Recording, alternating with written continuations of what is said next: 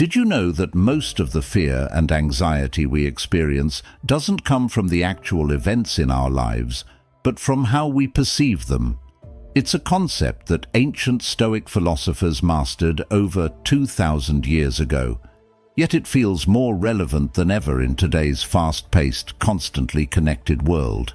In an age where uncertainty is a constant, from career challenges to personal relationships, learning how to manage fear and anxiety isn't just a luxury, it's a necessity. This video will explore 5 specific strategies grounded in Stoic wisdom that will help you not only face these emotions, but transform them into tools for growth and resilience. These are timeless methods practiced by great thinkers and leaders throughout history, strategies that have been tested and integrated into the daily lives of successful people, bringing about profound and lasting change. Before we dive in, if you appreciate what we're doing here, a simple favor I'll ask is to hit that subscribe button. It's free and makes a huge difference.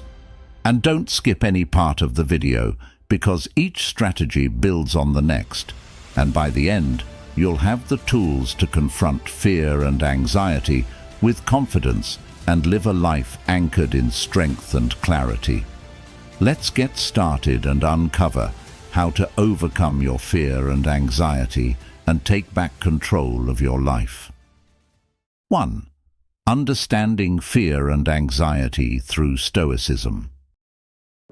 Fear and anxiety often feel like unwelcome guests in our lives, showing up uninvited and overstaying their welcome. But have you ever stopped to ask yourself what these emotions truly are?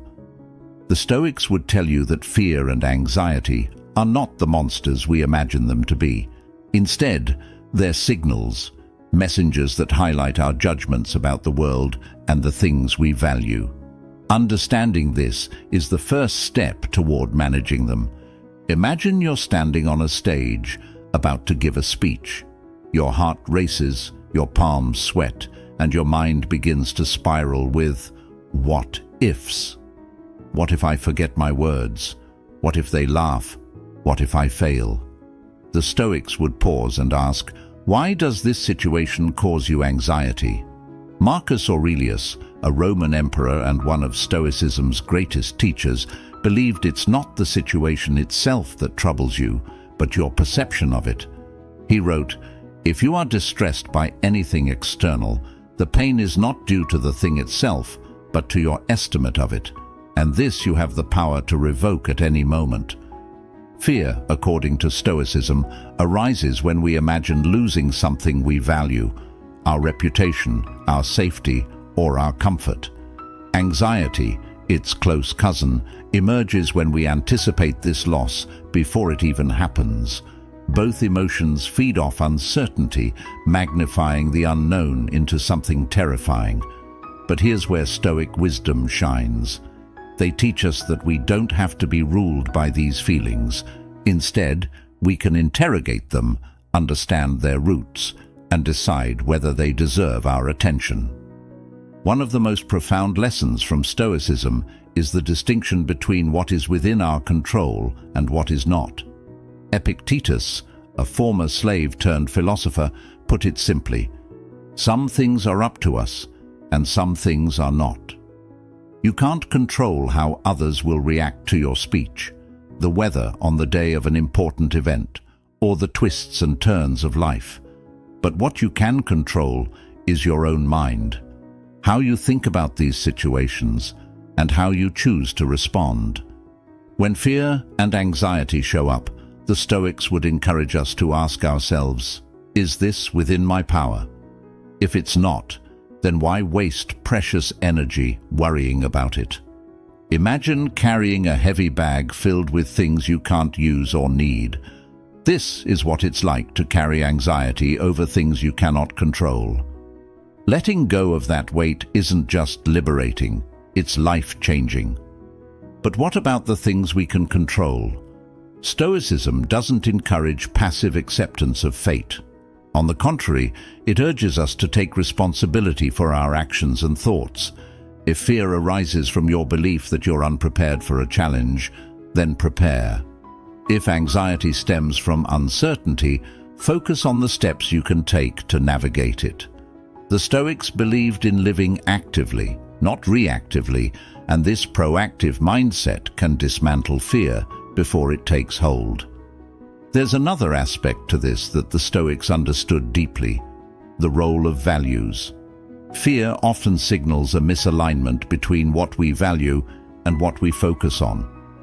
Are we overly concerned with the opinions of others? Are we clinging too tightly to material possessions or fleeting moments of comfort? Seneca, another prominent Stoic thinker, reminds us, "He who fears death will never do anything worthy of a living man." This doesn't mean we should disregard fear entirely, but rather examine it. Is it pointing us towards something trivial or something meaningful? By anchoring ourselves in Stoic principles, we begin to see fear and anxiety for what they are, not insurmountable forces, but invitations to reflect and grow. They ask us to reevaluate our priorities, adjust our perceptions, and focus on what truly matters. When we face these emotions with a Stoic mindset, we reclaim our power. We stop being passive recipients of our feelings and become active participants in our lives. So, the next time fear or anxiety starts knocking at your door, pause. Ask yourself, what am I truly afraid of? Is this within my control? Am I focusing on what really matters? These are the questions the Stoics would ask, and their answers hold the key to transforming fear into a tool for growth. By embracing this perspective, we can begin to live with greater peace, clarity, and purpose, free from the chains of unnecessary worry. 2. The power of perception. It's incredible how much our thoughts shape our reality. Two people can face the exact same situation, and yet one feels calm while the other feels consumed by anxiety. What's the difference? It's not the situation, it's their perception of it. This idea lies at the heart of Stoicism. The ancient Stoics believed that the way we interpret the world determines how we experience it, and by mastering our perceptions, we can change how we respond to life's challenges. Imagine you're caught in a traffic jam. You can't control the cars around you or the ticking clock, but you can control how you interpret the situation. One perspective might be frustration. This is ruining my day. Another might be gratitude. At least I have this time to listen to my favorite podcast. The event doesn't change, but your perception of it does. This shift, small as it may seem, can completely transform your emotional state. Epictetus had a powerful way of explaining this. He said, "What upsets people is not things themselves, but their judgments about these things." Think about that for a second. It's not the traffic jam, the missed opportunity, or the rude comment that upsets us. It's the meaning we attach to those experiences. When we learn to question these judgments, we take back control over how we feel. This isn't just about traffic jams or minor annoyances. Stoicism teaches us to apply this principle to life's biggest challenges. Imagine losing a job. At first glance, this might seem devastating, and it's natural to feel fear or sadness. But the Stoics would encourage us to ask, is there another way to see this? Perhaps losing this job creates space for new opportunities. Perhaps it's a chance to realign your life with what truly matters. Reframing your perception doesn't make the challenge disappear, but it changes how you navigate through it. The beauty of this Stoic principle is that it empowers us to choose how we respond to the world. It reminds us that our perceptions are not fixed, they are malleable. Seneca, another prominent Stoic, said, "We suffer more in imagination than in reality." Often, we let our minds spiral, turning small setbacks into massive catastrophes, but by anchoring ourselves in rational thought, we can stop that spiral in its tracks. A practical way to do this is to pause whenever you feel overwhelmed. Instead of reacting immediately, take a deep breath and ask yourself, what story am I telling myself about this situation? Sometimes, just identifying the narrative in your head can help you realize that it's exaggerated or unhelpful. From there, you can consciously choose a new, more empowering perspective. This practice of reframing isn't about pretending everything is fine when it's not. Stoicism isn't about blind optimism. It's about seeing things clearly and choosing a response that aligns with your values and goals. Marcus Aurelius frequently reminded himself to focus on what he could do in the present moment, rather than getting lost in fear or regret. He wrote, "Don't let your reflection on the whole sweep of life crush you. Stay focused on the present situation." The Stoics also understood that perception can turn adversity into opportunity. A failure can be seen as a dead end or as a lesson. A rejection can feel like a loss or a redirection toward something better. By shifting our perspective, we take ownership of our experiences, no matter how difficult they may be. When you start to see your perception as a tool, you realize how much power you have over your emotional state. Life will always throw challenges your way. That's unavoidable. But what is within your control is how you interpret those challenges. And as the Stoics would say, mastering this is the key to mastering yourself. 3. Focusing on the present. Have you ever noticed how much of your time is spent anywhere but here, in this moment? Your mind might be replaying a conversation from yesterday or spinning up scenarios about what might happen tomorrow. It's as if our thoughts are constantly tugging us away from the one place where life is actually happening, the present. The Stoics understood this, and they believed that true peace and clarity could only be found when we anchor ourselves in the now. Imagine this. You're sitting at your desk, working on a project, but instead of focusing on the task at hand, your thoughts are jumping between what you didn't finish last week and the mountain of things you need to get done tomorrow. That mental chatter creates stress, not because of the work itself, but because you're splitting your attention across moments that don't even exist anymore or haven't happened yet. Marcus Aurelius, the philosopher emperor, put it simply, confine yourself to the present. This idea of staying present is deceptively simple. It doesn't mean ignoring the past or never planning for the future. The Stoics weren't advocating for recklessness or forgetfulness. Instead, they taught that our energy is best spent on what we can control right now, in this exact moment. The past is unchangeable, and the future is unpredictable. What we do in the present is the only thing that truly shapes our lives. Take a moment to think about how much anxiety stems from either regret or anticipation. You might be replaying an awkward moment from a week ago, wishing you'd said something different. Or maybe you're worried about an upcoming decision, playing out endless what-if scenarios in your head. The Stoics would encourage you to pause and ask yourself, what is within my power right now? Epictetus, one of Stoicism's great teachers, reminded us that the present is the only time where we can act, where we can make choices.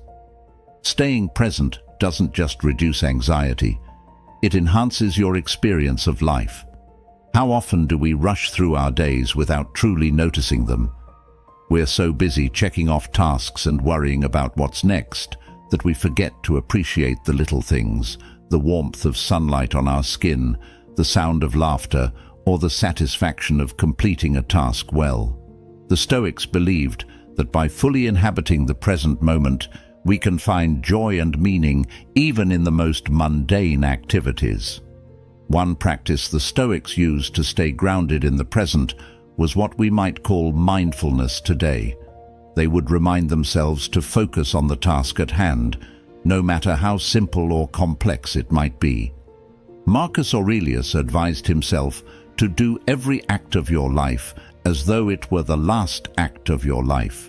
That doesn't mean living with constant urgency, but rather approaching every moment with care and intention.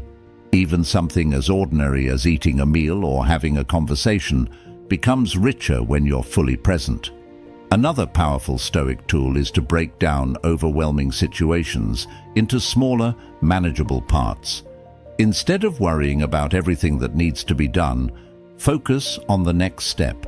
Seneca suggested that we should never let the whole sweep of life crush us. By tackling one thing at a time, we not only make progress, but also avoid the paralysis that comes with overthinking. Living in the present also means accepting the moment as it is, without resisting it or wishing it were different. If it's raining, let it rain. If there's a delay, use that time for something else. The Stoics believed that fighting reality only adds to our suffering. Instead, by embracing the present, we align ourselves with the flow of life and find a kind of freedom. It's not always easy to stay present. Our minds are wired to wander, and modern life pulls our attention in a million directions. But the Stoics teach us that returning to the now is like strengthening a muscle. It gets easier with practice. Start small. The next time you feel your thoughts drifting to the past or future, gently bring them back to where you are. Notice your surroundings, your breath, or the task in front of you. This simple act can transform your relationship with time and with yourself. By focusing on the present, we reclaim our power. We stop being prisoners of what was or what might be, and instead fully engage with what is. As Marcus Aurelius wisely said, "The happiness of your life depends upon the quality of your thoughts." And the highest quality thoughts are those rooted in the here and now. 4. The practice of negative visualization. Have you ever noticed how often we avoid thinking about the worst-case scenario? It's almost like we believe that by not imagining it, we can somehow keep it from happening. But here's the catch. Avoiding those thoughts doesn't protect us. In fact, it can make us more anxious because the unknown looms larger in our minds. This is where one of the most profound Stoic practices, negative visualization, comes into play. It's not about being pessimistic or dwelling on bad outcomes. It's about preparing yourself mentally and emotionally so that fear no longer controls you. Imagine you're planning an important event, like a wedding or a business presentation. The thought of something going wrong, bad weather, technical failures, a forgotten detail, might send you into a spiral of anxiety. The Stoics would encourage you to face those fears head-on, not to scare yourself, but to diminish their power.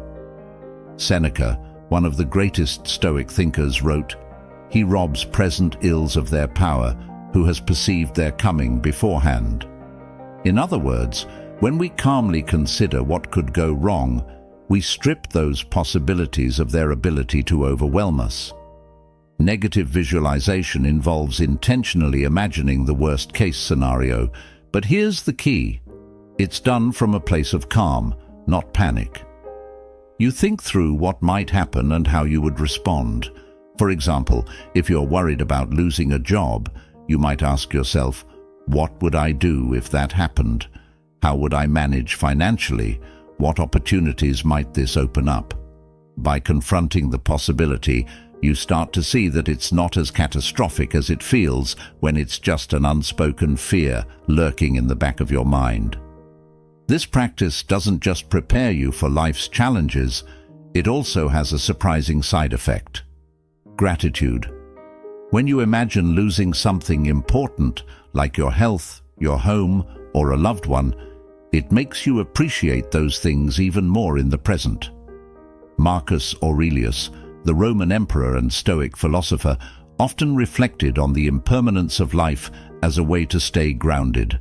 He reminded himself that everything we have is borrowed, not owned. By practicing negative visualization, we learn to cherish what we have while we have it. There's a story often associated with Stoic thinkers about how they would periodically live as though they had lost everything. Seneca, for example, would spend days eating only the simplest food and wearing the roughest clothing, asking himself, "Is this what I feared?" This exercise helped him realize that even the worst circumstances weren't as bad as he might imagine. It gave him confidence that he could endure whatever came his way. Now, you might be wondering, doesn't imagining bad outcomes make you more anxious? It can seem counterintuitive, but the opposite is true. When you practice negative visualization, you move from vague, overwhelming fears to specific, manageable scenarios. It's like turning on the lights in a dark room. The shadows that seemed so terrifying are revealed to be ordinary furniture. Instead of being paralyzed by "what if?" you start asking, "So what? How would I handle this?" This practice also trains your mind to be more resilient. Life is unpredictable. Things will go wrong at some point. But if you've already imagined and prepared for those moments, they lose their sting. You stop seeing setbacks as insurmountable and start viewing them as challenges you're ready to face. Epictetus put it beautifully. Difficulties are things that show a person what they are. Negative visualization isn't about expecting the worst. It's about being ready for it. It's like carrying an umbrella on a cloudy day. You hope you won't need it, but you're prepared if you do. This preparedness doesn't make you anxious. It gives you confidence. You know that whatever comes your way, you have the tools to handle it. So how do you practice this? Start small. Take a few minutes each day to think about something you fear. Maybe it's a project going wrong, an unexpected expense, or a tough conversation. Visualize it in detail, not just the problem, but your response. What would you do? How would you adapt? And as you go through this exercise, remind yourself of your strengths and resources. Over time, you'll find that these fears lose their edge, and you gain a sense of calm and control. The beauty of negative visualization is that it's both practical and philosophical.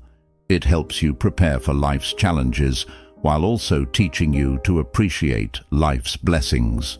The Stoics understood that by facing our fears directly, we free ourselves from their grip, and in doing so, we find a deeper sense of peace, gratitude, and resilience. 5. Building resilience through endurance. Resilience isn't something you're born with, it's something you build. And often it's built in the moments when life challenges you the most. Think back to a time when you faced a significant obstacle. Maybe it was losing a job, dealing with a difficult relationship, or navigating a personal failure. At the time, it might have felt overwhelming, even impossible. But looking back, you likely see that those experiences shaped you. They revealed your strength and your capacity to endure. This, at its core, is what the Stoics believed, that endurance is the foundation of resilience. The Stoics had a unique way of looking at hardships. Rather than seeing them as setbacks, they viewed them as opportunities for growth. Seneca famously said, "No man is more unhappy than he who never faces adversity, for he is not permitted to prove himself." Challenges, he argued, are what sharpen our character. Just like a blade grows sharper with friction, we grow stronger through the struggles we endure. Consider how this plays out in real life. Think of an athlete training for a marathon. The process isn't easy. Long runs, sore muscles, days when motivation feels non-existent. But through the pain and effort, their endurance grows. The same is true for our mental and emotional resilience. Each time we face a difficulty and choose not to give up, we become better equipped to handle the next challenge. The Stoics were practical philosophers, and they didn't just talk about resilience, they lived it. Epictetus, for example, was born into slavery and faced unimaginable hardships. Yet he didn't let his circumstances define him. Instead, He focused on what he could control, his mindset and his actions. He taught his students that we can't always choose our circumstances, but we can always choose how we respond to them. Difficulties are things that show a person what they are, he said. In other words, adversity reveals our true character. One of the key Stoic principles is to prepare for hardships in advance. They called this premeditatio malorum, or the premeditation of evils. It involves imagining potential challenges and considering how you might respond. This practice isn't about dwelling on negative possibilities. It's about building mental fortitude. By preparing for difficulties, you're less likely to be caught off guard when they arise. And when you've already envisioned yourself enduring tough times, you're more confident in your ability to face them. Another way the Stoics built resilience was by embracing voluntary discomfort. Seneca, for instance, would periodically live as though he were poor, eating simple food and wearing plain clothes. He wanted to remind himself that even in the worst circumstances, he could endure. "Is this the condition I so feared?" he would ask. This practice not only strengthened his resilience, but also reduced his fear of losing comfort and luxury. When you know you can handle discomfort, you stop being afraid of it. Endurance also teaches us patience. The Stoics understood that not all challenges can be overcome quickly. Sometimes the only way out is through. Marcus Aurelius often wrote about the importance of perseverance. He reminded himself to approach each day's tasks, no matter how difficult, with discipline and focus. "Endure and persist," he wrote. "This is the philosophy of life." It's easy to romanticize resilience, but the truth is, building it isn't glamorous. It's messy, uncomfortable, and often frustrating, but it's also deeply rewarding. Every time you push through a difficult moment, you prove to yourself that you're capable. You learn that pain, whether physical or emotional, is temporary. You discover that setbacks don't have to define you. They can refine you. The Stoics didn't see resilience as an end goal, but as an ongoing practice. Life will continue to test us, sometimes in ways we can't predict. But by embracing endurance, we become stronger with each challenge. We stop fearing difficulties and start seeing them as opportunities to grow. 6. Detaching from outcomes. Have you ever felt paralyzed by the need to achieve a certain outcome? Maybe you've poured your energy into a project, a relationship, or a personal goal, only to find yourself obsessively worrying about whether it will work out the way you hoped. It's exhausting, isn't it? That fear of failure or disappointment can steal your peace of mind. But what if you could let go of that pressure and simply focus on the process itself? The Stoics believed this was not only possible, but essential for living a fulfilling life. At the heart of Stoicism is the idea that while we can control our actions, we cannot control their outcomes. Epictetus put it simply, "Some things are up to us, and some things are not. Your effort, your preparation, and your attitude, those are within your control. But the results, those depend on countless factors, many of which are completely outside your influence." Recognizing this distinction is liberating. It frees you from the burden of worrying about what you can't change and allows you to channel your energy into what you can. Think about an artist working on a painting. They pour their heart and soul into the brushstrokes, but once the painting is complete, how others perceive it is out of their hands. Will it be admired or criticized? The Stoics would say that's irrelevant. What matters is that the artist gave their best effort and stayed true to their vision. The same applies to any endeavor in life. Whether you're applying for a job, training for a marathon, or starting a new business, your job is to give it your all, not to cling to a specific result. But detaching from outcomes doesn't mean you stop caring. In fact, it's the opposite. It means caring deeply about what you're doing while accepting that the result is not entirely yours to determine. Marcus Aurelius, the Roman emperor and Stoic philosopher, often reminded himself to focus on his duty rather than the rewards. "Never let the future disturb you," he wrote. "You will meet it, if you have to, with the same weapons of reason which today arm you against the present." This mindset allows you to stay grounded in the moment, free from the anxiety of what might or might not happen. One of the biggest sources of stress in life is the gap between expectation and reality. We set our sights on a specific outcome, and when things don't go as planned, we feel frustrated, disappointed, or even defeated. The Stoics teach us that this suffering often comes not from the situation itself, but from our attachment to how we thought things should be. By detaching from those expectations, we can face life's twists and turns with greater resilience and calm. Imagine you're studying for an important exam. You've done everything you can to prepare. Hours of reading, practice tests, sleepless nights. But on the day of the exam, the questions are unexpectedly challenging, or maybe you're not feeling well. The outcome is uncertain, no matter how much effort you've put in. Instead of fixating on the score, the Stoics would encourage you to focus on the effort you made. Did you prepare diligently? Did you give it your best? If the answer is yes, then you've succeeded, regardless of the grade. This approach also applies to relationships. Sometimes, despite your best efforts to communicate, support, or nurture someone, the relationship doesn't work out. It's tempting to blame yourself or feel like a failure, but the Stoics would remind you that the other person's choices and feelings are not within your control. What is within your control is how you showed up, how you acted, and how you treated them. By focusing on those aspects, you can find peace even when things don't go the way you hoped.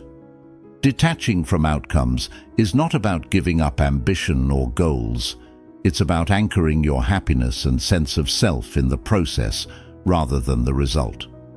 When you define success by your effort rather than by external validation, you take back your power. Seneca said it best: "The wise man is content with his lot, whatever it may be, without wishing for what he has not." This doesn't mean settling. It means finding fulfillment in the act of striving rather than in the fruits of your labor. The beauty of this Stoic principle is that it creates a kind of invincibility. When you detach from outcomes, you're no longer at the mercy of circumstances.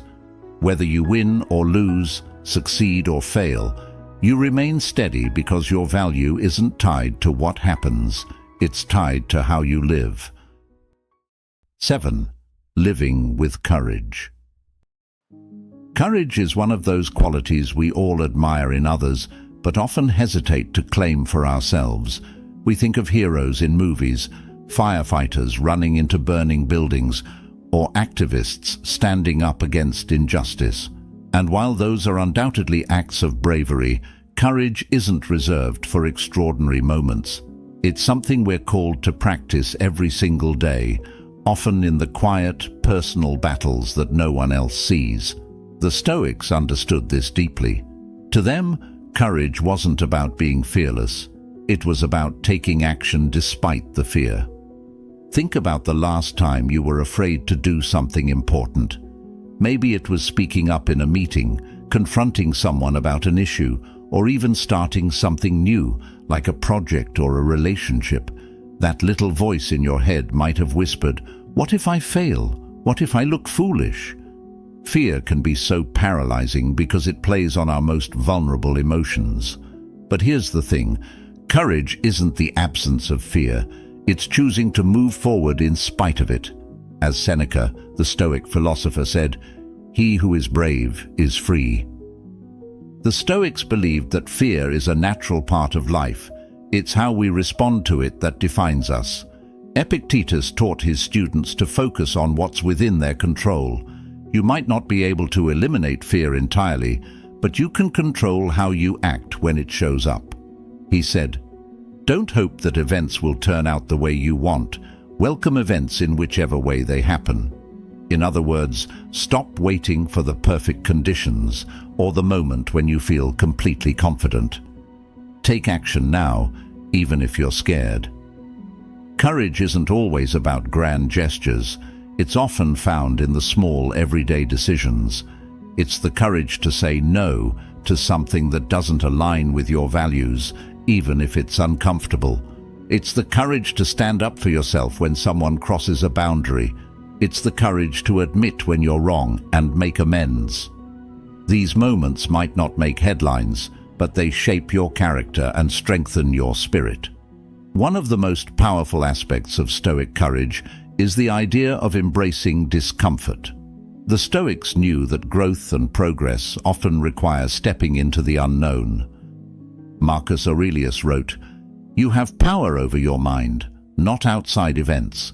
Realize this, and you will find strength." This means that courage starts with mindset. When you face a challenge, instead of asking, "Why is this happening to me?" ask, "What can I learn from this? How can I grow through this?" Fear often thrives on uncertainty. The what-ifs can spiral out of control, making the challenge ahead seem insurmountable. But the Stoics would remind us that much of what we fear never actually comes to pass. Seneca wrote, "We suffer more in imagination than in reality." By confronting our fears head-on, we often find that they're not as overwhelming as we thought. It's the act of avoiding or running from fear that gives it power. Courage also requires vulnerability. And this might be the hardest part. To live with courage means to take risks, knowing full well that you might fail or be hurt. But as the Stoics teach, failure is not something to fear, it's something to embrace.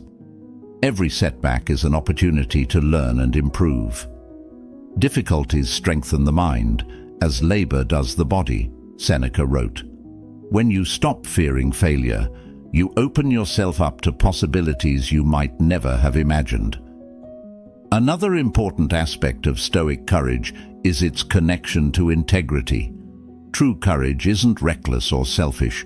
It's about doing what's right, even when it's hard. It's about staying true to your principles, even when it costs you something. Marcus Aurelius often reminded himself to act with justice, kindness, and humility, no matter the circumstances. Courage, in this sense, is about staying anchored in your values when the world tries to pull you in different directions. Living with courage doesn't mean you won't feel fear. You will. But every time you face it and choose to act anyway, you're building a muscle. And just like any other muscle, the more you use it, the stronger it becomes. Over time, you'll find that the things that once intimidated you no longer have the same grip. You'll discover a sense of freedom that comes from knowing you can handle whatever life throws your way. Fear and anxiety don't have to control your life. With the timeless wisdom of Stoicism, you have the power to transform these emotions into strength, clarity, and resilience. Remember, every step you take toward mastering your emotions is a step toward mastering your life.